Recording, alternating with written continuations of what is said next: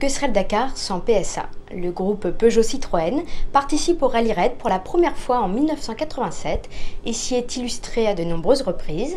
Il a souvent utilisé le Dakar comme terrain d'essai pour ses prototypes, focus sur les différentes stratégies de PSA. C'est en 87 que Peugeot débarque sur le Dakar car Jean Todt, alors directeur sportif de la marque au Lyon, devait trouver un nouvel objectif après les championnats du monde des rallyes. Avec 3 voitures engagées, Peugeot remporte 10 spéciales sur 19. Il est vrai que la 205 T16 issue du rallye est de loin la plus rapide. Conséquence, ce coup d'essai devient un coup de maître avec le succès d'Ari Vatanen.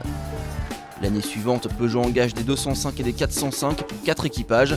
Vatanen domine l'épreuve avant d'être mis hors course. Et c'est finalement son compatriote Juha Kankkunen, alors double champion du monde des rallyes, qui s'impose au volant de la 205.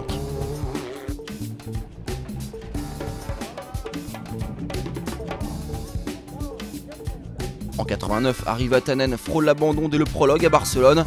Heureusement, il continue et livre une bataille épique face à son coéquipier Jackie X. Mais pour éviter tout risque d'accident sur la fin du parcours en Afrique, Jean Todt prend la décision de jouer à pile ou face la victoire entre ces deux pilotes.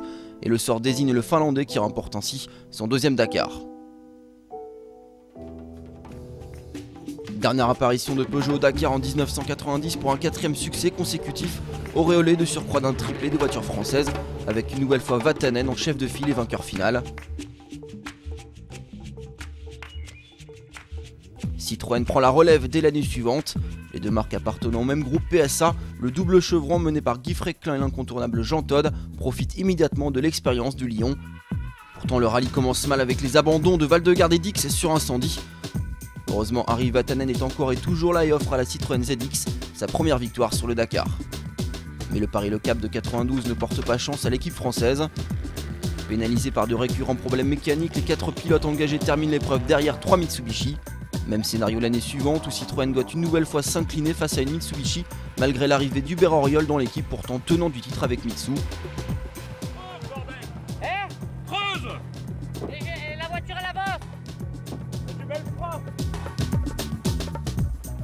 Mais les jours meilleurs reviennent vite et à partir de 1994, Pierre Lartigue et Michel Perrin vont devenir imbattables, bien aidés par les nombreuses évolutions techniques apportées à la ZX.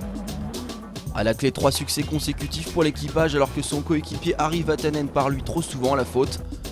Une série victorieuse qui s'arrête toutefois après la victoire de 96, un changement de règlement interdisant désormais la participation des prototypes tels que la Citroën ZX.